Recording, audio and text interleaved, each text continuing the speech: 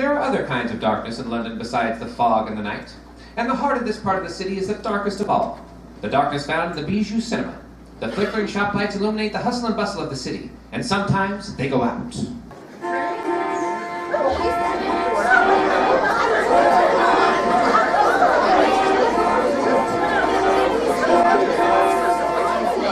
Something's in the air tonight, however, and the crowds of people aren't so much afraid of the dark, but are having a laugh instead. Folks joke on the underground, and the mood becomes lights.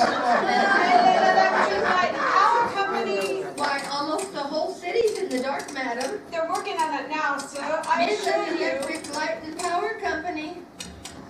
Lights out. Power down. Turbine stopped. What's that? Sand. Sabotage. What's at the back of it? Who did it? Colonel Anton Verloc is on his way home from an errand of sorts. You should perhaps explain that his home is a modest flat above a cinema that he runs with his wife, an American named Winnie. And the errand, well, let's just say that when he returns home, the first thing he will do is wash the sand from his hands. And now, Sabotage.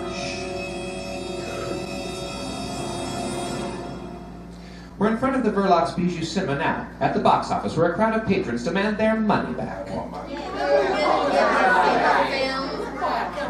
I know how the law stands, Mrs. Verloc. You broke the contract, therefore you broke the law. But the blackouts everywhere. Just look up and down the street. I pay my money to look at these pictures. If I want to sit in the dark, I can do that at home. Yeah, free of charge. Or I can stay at home and listen to the radio. Who does that What anymore? did you got? What about our money? Yeah, what money? I think it's a blinking shame robbing good people like this. Ted, what are you doing here? Well, I thought I'd just lend you a hand in your hour of need, Mrs. V. That won't be necessary. You can go back to your green grocery stand, Ted. I've got things under control. Well, very well. But if you need me, all you have to do is whistle. That's awfully kind of you, Ted. I'll have to remember that. We've got to have our money back. It's an act of providence, like an earthquake or a thunderbolt. Or a baby. Ted, would you kindly not interfere? We've got to have our money back. Step aside. Let a girl get to her work, will you? I'm sorry I'm late, Mrs. V. Oh, Renee, are you a sight for sore eyes? Poor nearly blind once. An hell of a time trying to eat my egg on toast in the dark. Half of it's in my ear now. Well, the patrons want their money back, Renee, but we can't afford it. I do wish Mr. Verloc would come. Rotten place, can't even see the pictures. Listen to them, Renee. They're getting nasty. Nasty. Well, you leave on to me, Mrs. V. Oh, thank you. Hand me that flashlight, Renee, would you please? I'm going to see if Mr. Verloc has returned. Don't be long. I won't.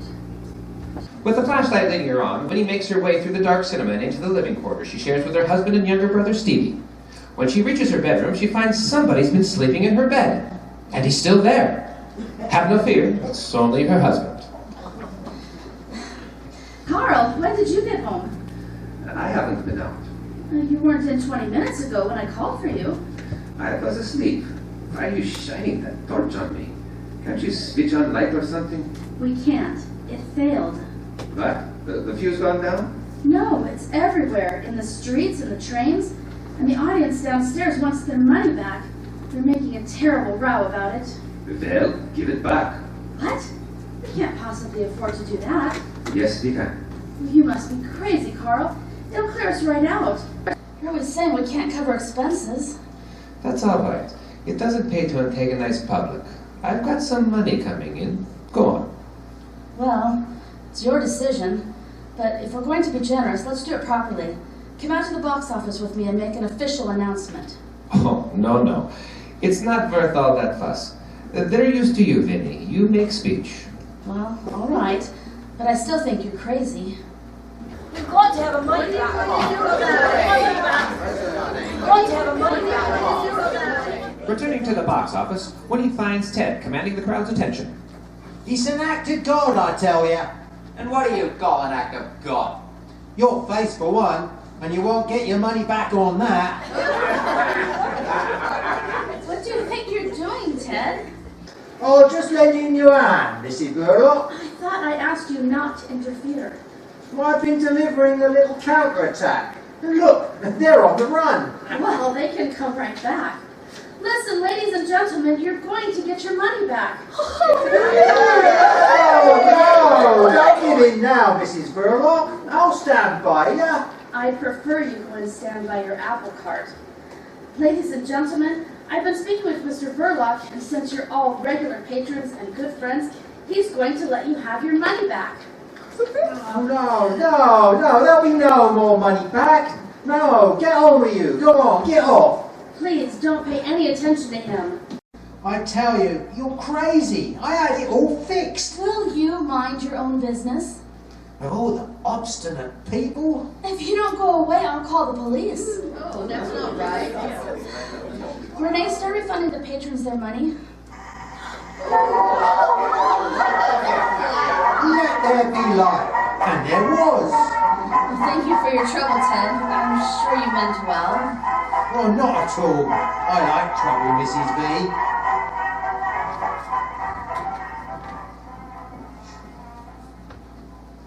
Business back to usual. Mrs. Jones and Verloc's cook stops to see Winnie on her way out. The vegetables are all ready for dishing up, Mrs. Verloc.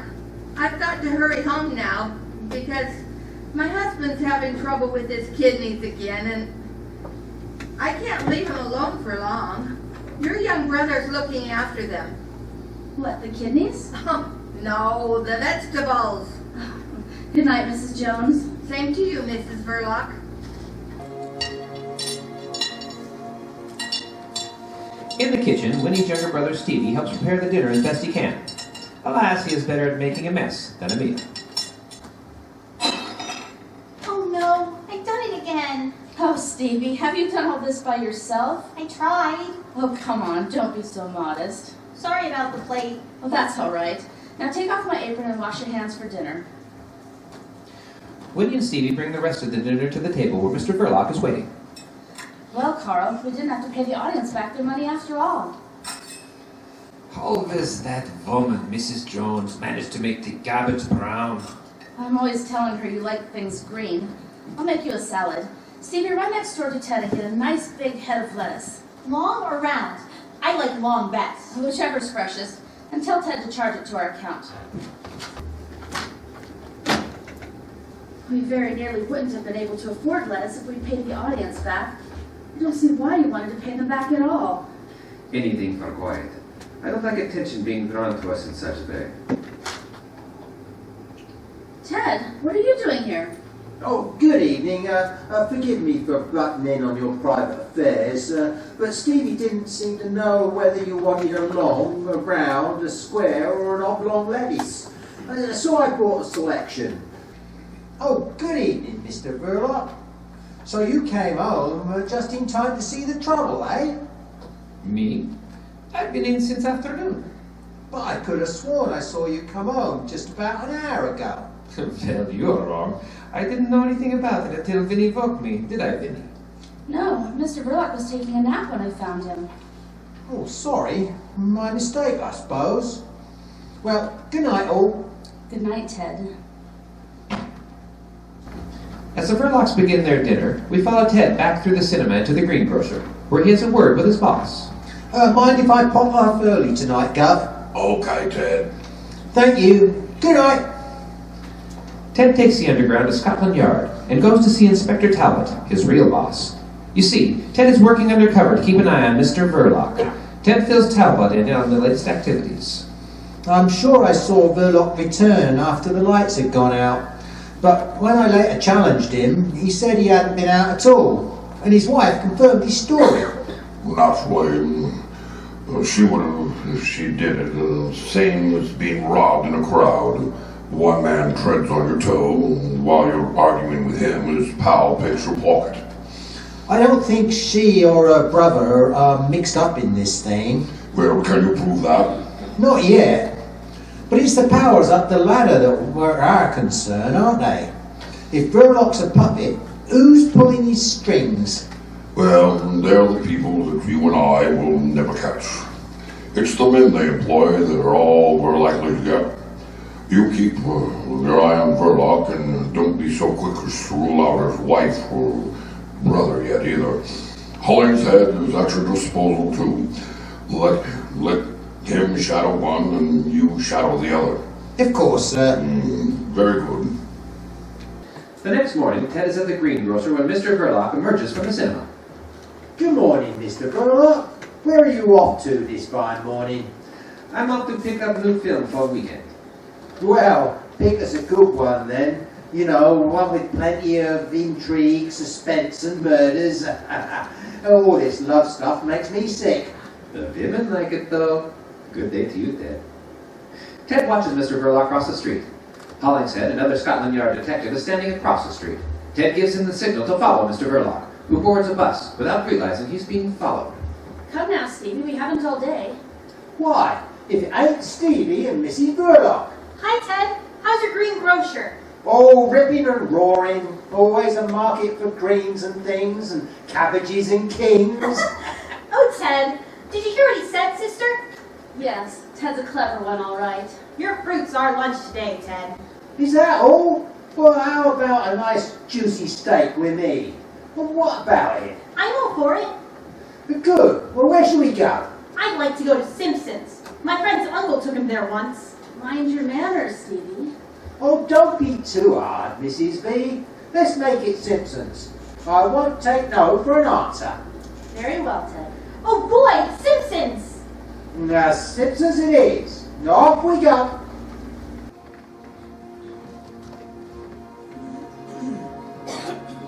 As Ted starts for Simpsons with Winnie and Stevie, Mr. Verloc's bus has reached the zoo. There, Mr. Verloc meets with Vladimir, his boss.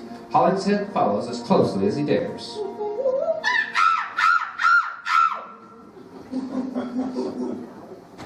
Good morning, Vladimir. Hello, Verloc. I trust you were satisfied with my work last night. It was just sort of thing to make people sit up. I think you'll agree I've earned my money. I hope you don't mind me asking for 10 pound notes.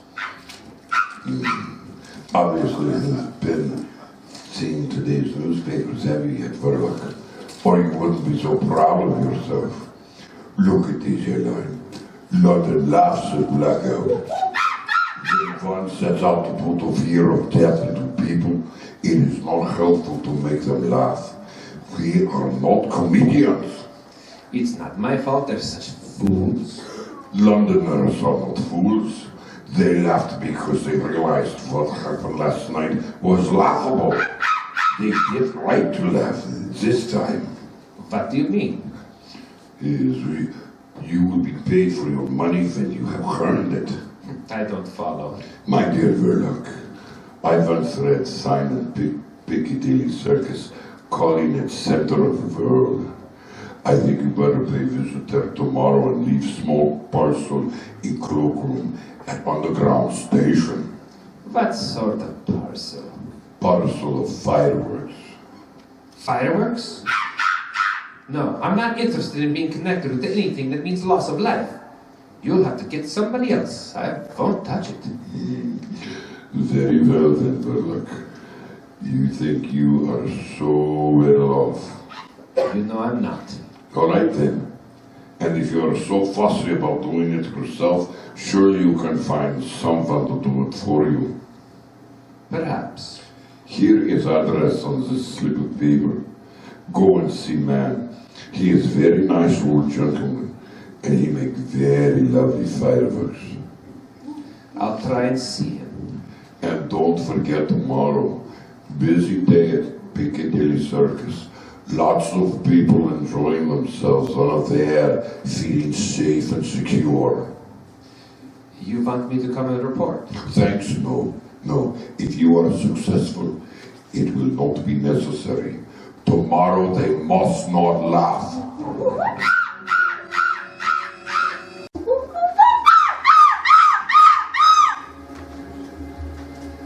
Ted, Winnie, and Stevie arrive at Simpson's restaurant, one of the finest in all of London. Have you ever been here at Simpson's before, Ted? No, never.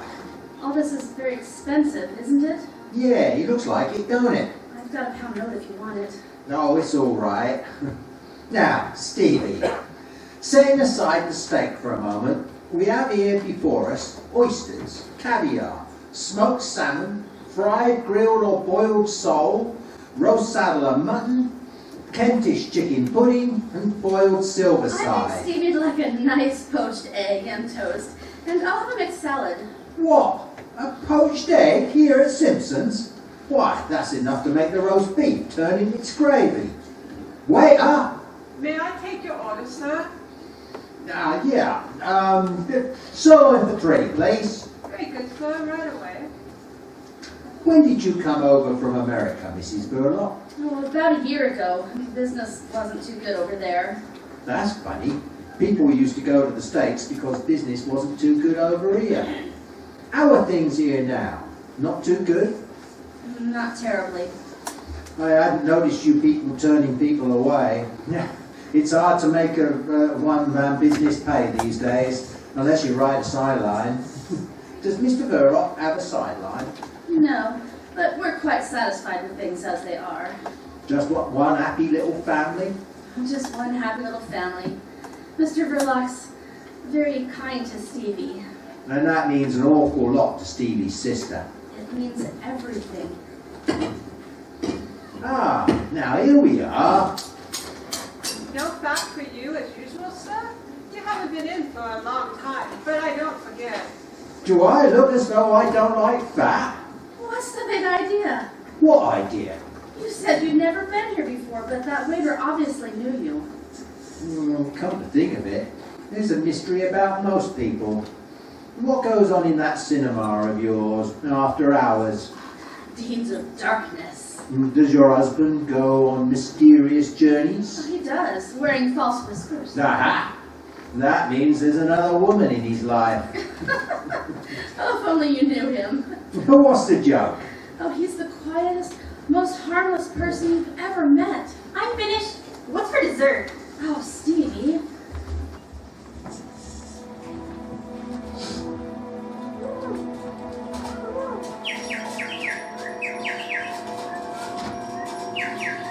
Meanwhile, Mr. Verloc visits the address he was given by Vladimir, which just so happens to be that of a bird shop. Behind the counter stands the proprietor, who goes by the name of the Professor. You remember? The kind old man who makes, shall we say, fireworks. At the moment, he's getting an earful from a rather unsatisfied customer. But I can't understand, madam. This is one of my best songbirds. It sang all day before you purchased it. Perhaps in a few days it will settle down. Nothing will make it settle down. I've tried everything. Whistling to it, clapping me hands, fried bacon.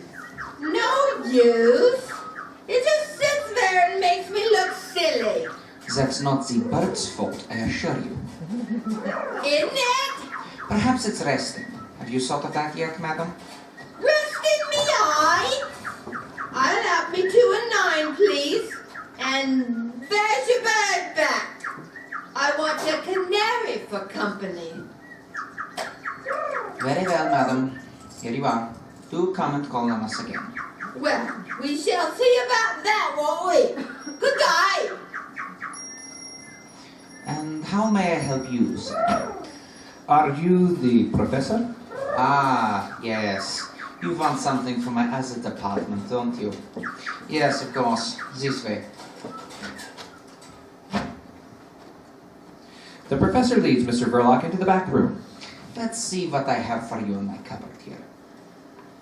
Everything there looks pretty harmless. You are right, my friend. But if I were to mix a little tomato sauce with some strawberry jam, then, well, I shouldn't want to be any place near. Very clever. Thank you. Now, I gather from our mutual friends that tomorrow is day in the hour 3. But how do I start the mechanism? You leave that to me. By the time you receive it, everything will have been set in motion. You seem nervous. Don't be afraid. Say to yourself, there is one man who envies you. Envies me? I've been a fighter always until now, but alas, I'm no longer wanted on the front line. I must keep those fighters supplied somehow, but I would rather be in your shoes. I will deliver the package to you tonight. Very well. Good day to you. And you, comrade.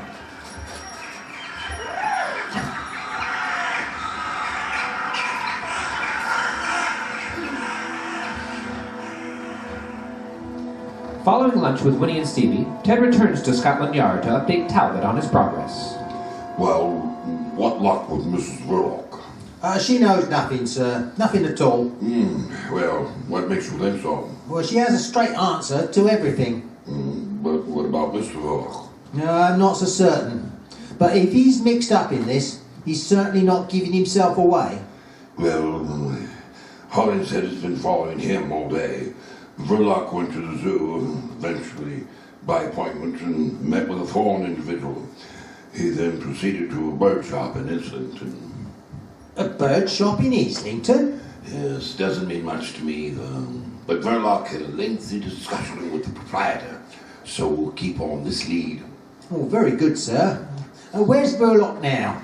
Well, he's returned to the cinema. You meet Hollingshead there.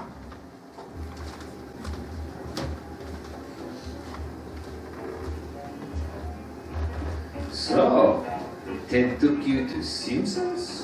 I mean, a greengrocer can hardly afford to lunch at Simpsons, can he? Of course, I realized he wasn't a greengrocer at all. He's really quite well off, and he's there to learn the business. It's one of a big chain, that shop. He told us he's the son of the man who owns them. How would you like a job selling fruit, Stevie? I wouldn't mind. Wouldn't it be grand to have steak whenever you'd like it? I'd have it 3 times a day. Oh, you'd soon get sick of it. Bet I wouldn't. I don't see how you could get sick of things to eat. Except poached eggs. What's the matter with poached eggs? I think they're the worst things in the world. I bet Ted doesn't eat them. I'm sure he does. I bet he doesn't. They're beneath his dignity. He's smart, too, and knows about all sorts of things. Gangsters and burglars and everything. How does he know? He reads about them. He says gangsters are not nearly so frightening as you think. Some of them are quite ordinary looking. And after all, if gangsters looked like gangsters, the police would soon get after them, wouldn't they, I mean? Why, good evening, Mrs. Verloc. Hello. Do I know you? I am business associate of your husband's. Why, hello there. How nice of you to call. And you must be Stevie. That's right. What's in the package? It's a surprise for you, Stevie. A pair of birds. I just love them. Which one's the hen? Well, you just have to wait till one of them lays an egg. Wouldn't it fool everybody if one day the gent laid an egg? Gosh, wouldn't that be funny? Isn't that kind, Stevie? What do you say? Thank you. You're welcome. Now go show them around with your sister so Professor and I can have a drink.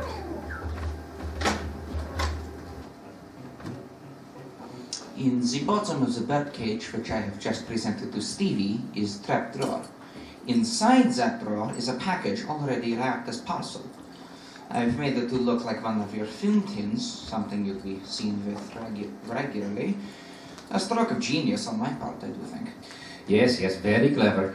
So I take this film container to Piccadilly Circus tomorrow afternoon. The mechanism is set and ready to go at 3 p.m. Make us all proud. And keep an eye on that green grocer next door. You mean Ted? I do. The green grocer is the cover of Detective Sergeant Ted Spencer of Scotland Yard. What? Oh, excuse me. I was just leaving.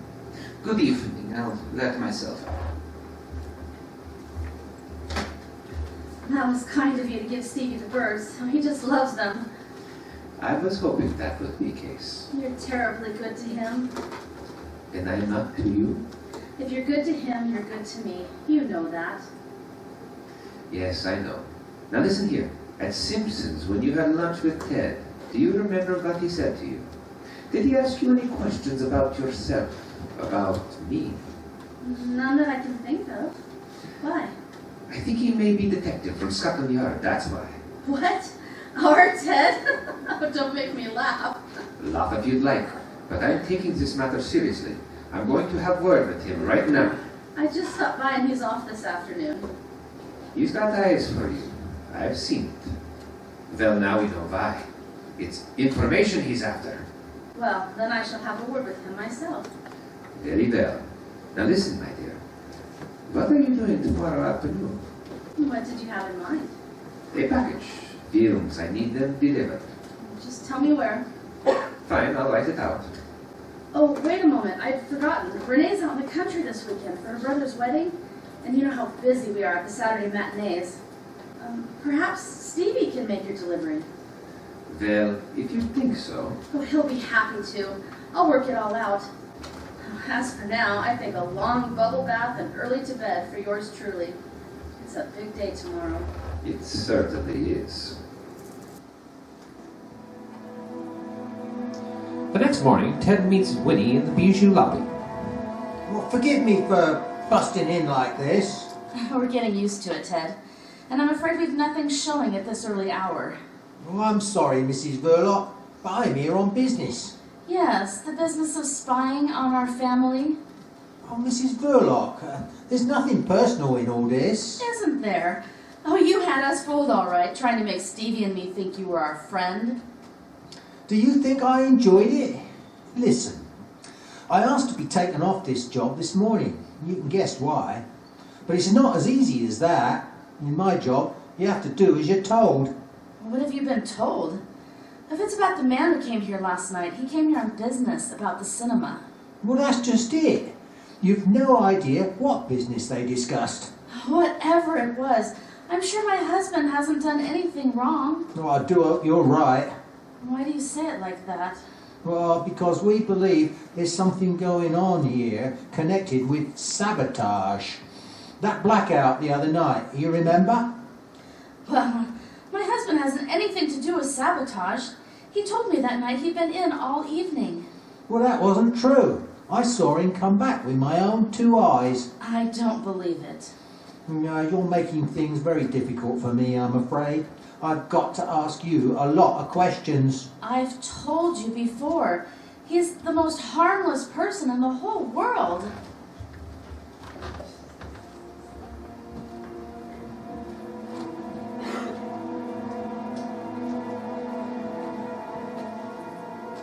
Stevie, has that two-reader gone over to Canterbury yet? There's plenty of time. I was just wondering. Maybe you could take it along now. There's another little job I want doing at the same time. One of the projector lenses needs repair. The repairman can't come right over here and fetch it, so he suggested you leave it in cloakroom at Piccadilly Circus Station, and he'll pick it up there at 2:30. Got it. I know the place. The cloakroom at Piccadilly Circus Station. Very well. The time is important thing. It must be there by 2:30, so you'd better get along now. Well, there's no hurry. You'll have to walk all the way. Walk, what for? Well, you know you can't take film tins in public vehicles. Oh, yeah, I forgot. Now, you needn't tell your sister that you're going far as Piccadilly. You know how she is, always thinking you're going to get run over. She needn't worry. Now, hurry up. You might be late. Don't forget, it's got to be there by 2:30 at latest. Here, take my watch. I've set it ahead by 5 minutes, so you won't be late. I'm going. That's good, boy. Hello, Stevie.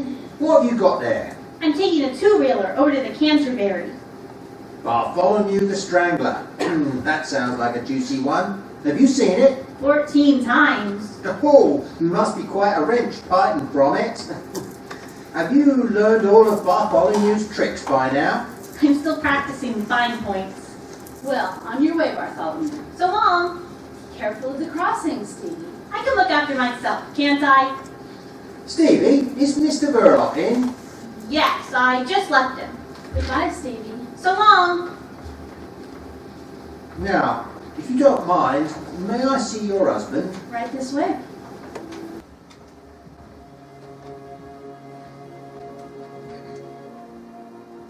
You see, Mr. Verloc, I couldn't afford to let you in on this, but now I've put my cards on the table. I've come here to ask for your help. Nothing more. I see. About that man who was here last night. I've been instructed to get a little information about him. We'll be very grateful if you'd help us. Well, any help I can give, of course. And I have some other questions for you as well, Mr. Verloc. When did you first come into this country? Perhaps it would be better for you to put it down on paper. Just a formality.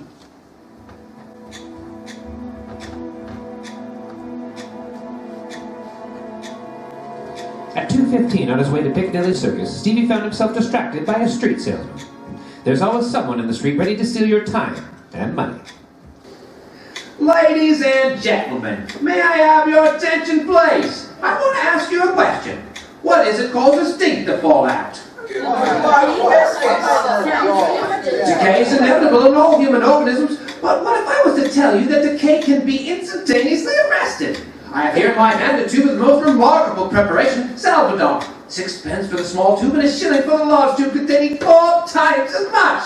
Now let me give you just a little demonstration. I see here a young gentleman who I'm sure would be happy to assist me. Me? No, I wouldn't. Yes, you would. Come on, right over here in this chair, young fella, But I... All right, stay where you are. Don't get excited. I want you to observe, ladies and gentlemen, that the young gentleman's teeth are very dirty. They are not. Yes, they are. Now, come on, open your mouth. That's a good boy. Sabotage performs a function that nature forgot. It cleanses the teeth, refreshes the mouth, and removes all traces of halitosis. Ali what? Oh, bad breath to you, sir. Same to you. Oh, thank you. I don't need it. Now, ladies and gentlemen, you'll observe that I've unfortunately disarranged the young gentleman's hair. But that is easily attended to with this bottle of Loswell. You put it on the hair like that, you see, and it's guaranteed to give the appearance of patent leather. You are now groomed for stardom, as they say. Go on, buzz off. You little basket, go on. What do you want? Go on, pop it.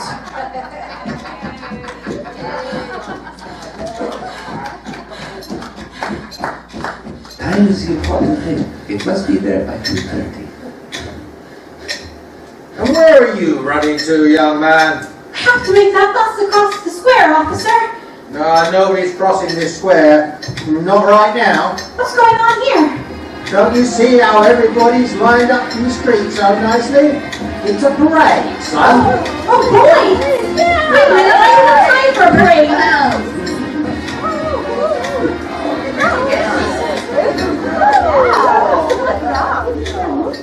Here they come. The 10:15 bus to Piccadilly is right on time. Well, the crossing is Tickets, please. I say, do you think we'll get to Piccadilly Circus by 2:30? Yeah, 2:30 in the morning. It's already time 10:03. Now hold it, big boy. You can't bring them on this public vehicle. They're films, ain't they? Yes. Then they're flammable. Go on, off. Well, you know you can't take film tins in public vehicles. But I've got to get to Piccadilly. I've got Bartholomew the Strangler. Oh, well, as it's you, Bartholomew, old fellow, you can stay as long as you promise not to sit about me or the passengers. Thank you. Excuse me, what time do we arrive at Piccadilly? 3 o'clock, ma'am. Not more than a few minutes later. Tickets, please. Hello, young fellow. You may sit here if you like, with my pooch. Thank you. Oh, what a cute dog. What's his name? Alfred. Come here, Alfred. Oh, nice you, I can tell. Aw, that's a good boy. You have the time. Here, take my watch. Certainly, it's 2:40. Thank you, son. I beg your pardon, but your wristwatch must have stopped. The time is important thing. I can't be late. Perhaps it needs winding. I have 3:05 in this pocket watch. It's never failed. Alfred! It must be there by 2:30. Well, you're both wrong. I set my clock to the second each and every day. Why, my very job depends on it. And by my time, it'll be 3 exactly in 10 seconds. Alfred! 9, 8, tickets, please. 6, Piccadilly's next. 3, 2, 1.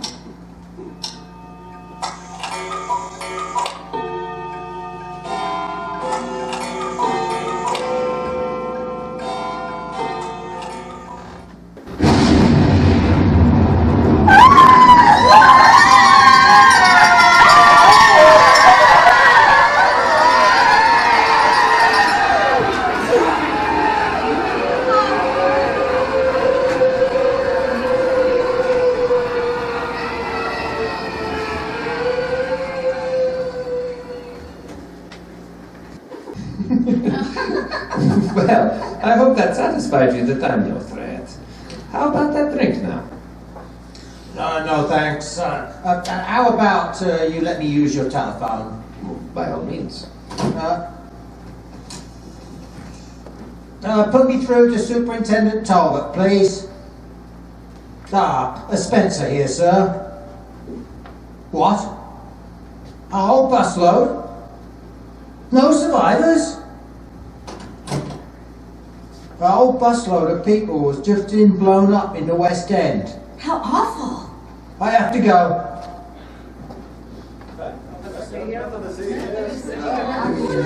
Spencer, I'm glad you're here. I had no idea about the extent of the damage. Yes, I've seen many things in my day, Spencer, but this is one of the most devastating. Have you cottoned on any clues? A few curiosities here laid about the stable here. What's to say, Bartholomew or something. Bartholomew the Strangler. Well, that's a film tin, isn't it? It is. I thought you said Verloc, well, he hadn't been out since this morning. He hadn't. Well, you'd best go there and see if that's one of their films. I'm off to meet Hollingshead at the bird shop. How many? 2, please. Now, Renee, are you certain you haven't seen Stevie all afternoon? I'm sorry, I haven't. How many tickets, please? 1, please. Big Boom Sensation! Late Extra News! Big Boom Sensation! He's all right. He can take care of himself. You've got nothing to worry about. How many? 2, please. Late Extra News! Big Boom Sensation! Big Boom Sensation! Give me a 6-pence, Renee. Late Extra News! Big Boom Sensation! Boy, I'll take 1. Here you go, Mum! Late Extra News! Big Boom Sensation! Explosion among remains. Film tin. Bartholomew the Strangler. Look, the lady's fainted. Mrs. Lee! Oh dear. Up, will you? Here you go, ma'am. Up you are. What, Mr. Verloc? I want to see Mr. Verloc.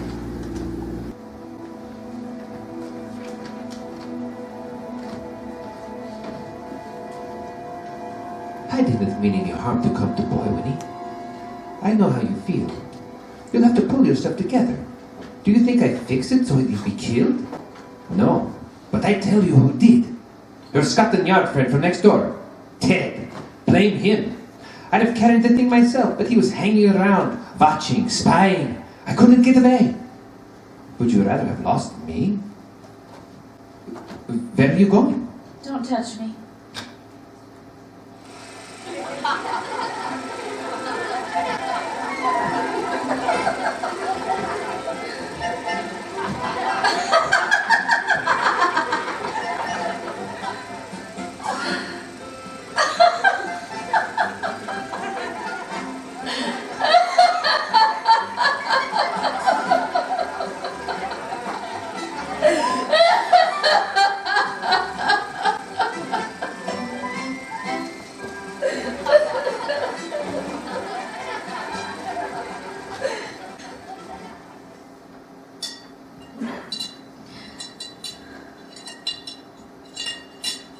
I thought perhaps you'd like something to eat.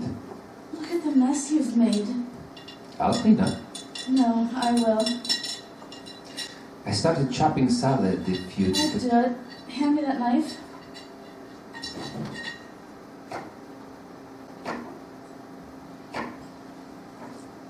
That's better. Listen, it's done now. What's done can't be undone. You go to bed after supper, and there's the future. We've got to think of tomorrow. You'll need all your wits about you if they get on to me. Perhaps, I don't know, if we had kid of our own. Vinny, I'm sorry for so much. A world gone under. A world gone up in smoke. And Stevie. Poor Stevie. I'm sorry. Stevie. Poor Stevie. Stevie. Poor Stevie. Stevie! Poor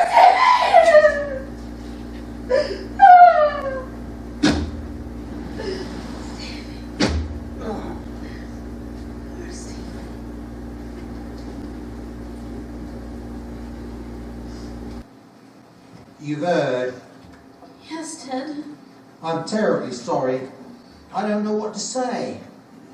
You know why I'm here? Yes. I have to arrest him. Yes. I'll help him if I can, of course. For your sake, if not for his. I'd do anything for you. Do you know that? It's very good of you, Ted. There isn't anything you can do for either of us. I think it aren't as bad as all that. The evidence is against him, I admit. But nothing's going to happen to you. I know this isn't a very good time to tell you. In fact, I shouldn't really tell you at all, I suppose. But before I take him along, I want you to know that what happens to you means a lot to me. I didn't want to tell you how I felt about you, but there it is. I guess I better get my coat if we're going.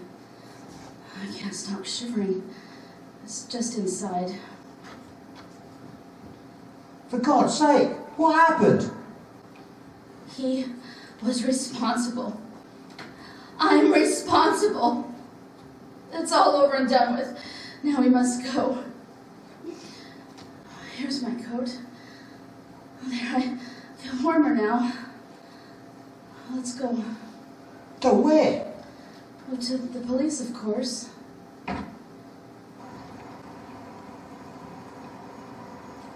No, hold on a minute.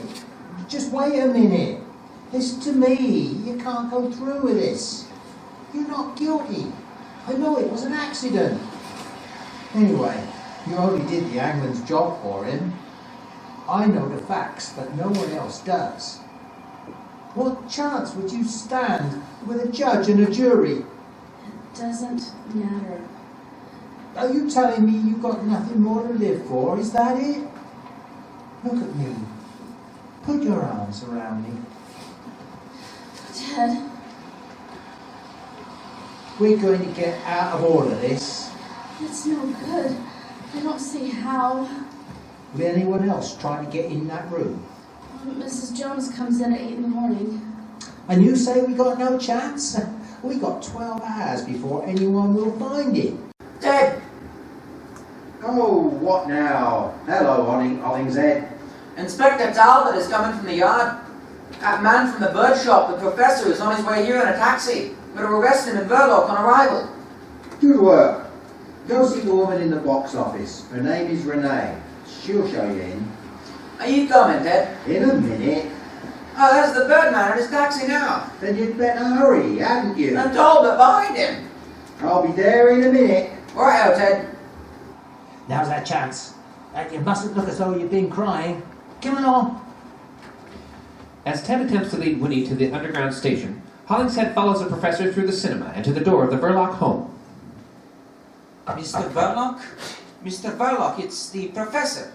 Congratulations on your work this afternoon, Mr. Verloc. You've made me and many others quite proud. Mr. Verloc, are you home? Put your hands where I can see 'em. Oh, dear Scotland Yard. You may see my hands. See them? And you see what I'm holding in this one. Once I let go of this button, I'm warning you, my friend, you'd better be very, very far away. Dear God, I've got to get the audience out of the cinema. The line between scientific genius and obsessive fanaticism... Ladies and gentlemen, please may I have your attention. I am Special Agent Hollingshead from Scotland Yard, and I must ask your cooperation. Ladies and gentlemen, I must ask you all to leave. No need to get alarmed. Ladies and gentlemen, please, I beg your attention. This is a most serious situation and we must evacuate immediately. There is great danger here. There is a bomb in this theater, and this bomb is set to explode in less than 2 minutes. There is no cause for alarm, but we must evacuate this cinema as quickly and orderly as possible. Inspector Talbot? I've no time now, madam. I'm Mrs. Verloc. Ted was just taking me along to the police station. I told him I wanted to make a statement. I see. Has the statement to do with your husband? That's right. Mrs. Verloc, is your husband inside the cinema? She knows nothing, sir. Yes, he's inside. Inspector Talbot! The old man's got a bomb and he says he's going to use it! Mr. Verloc? No, the other man, the professor. Mrs. Verloc, what's your husband's nerve like? Can he control this other man? No, He can't? he can't control anyone. He's...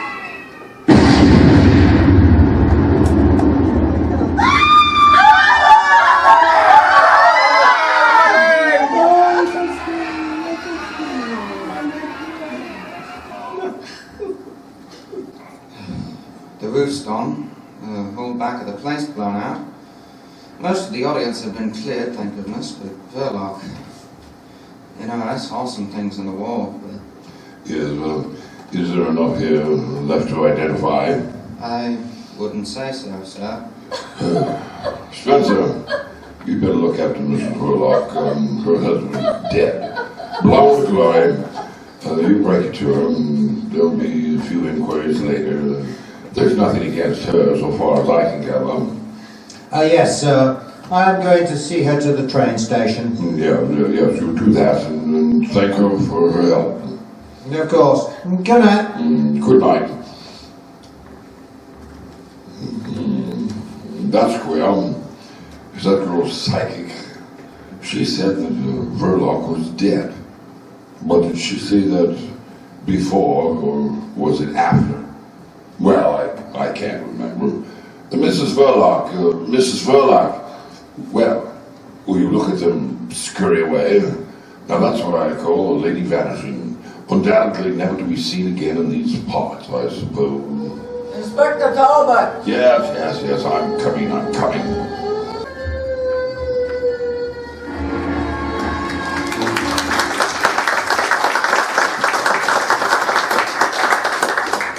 And now, if you don't mind, I shall stage a disappearance at my home. But don't be alarmed. I see it's time for our intermission. You may leave your seats if you wish, and have some light refreshment. Chat with your friends. But please hurry back for our next play, for when I reappear in 15 minutes, it will be to tell you the third of our little trio of fairy stories for grown-up children.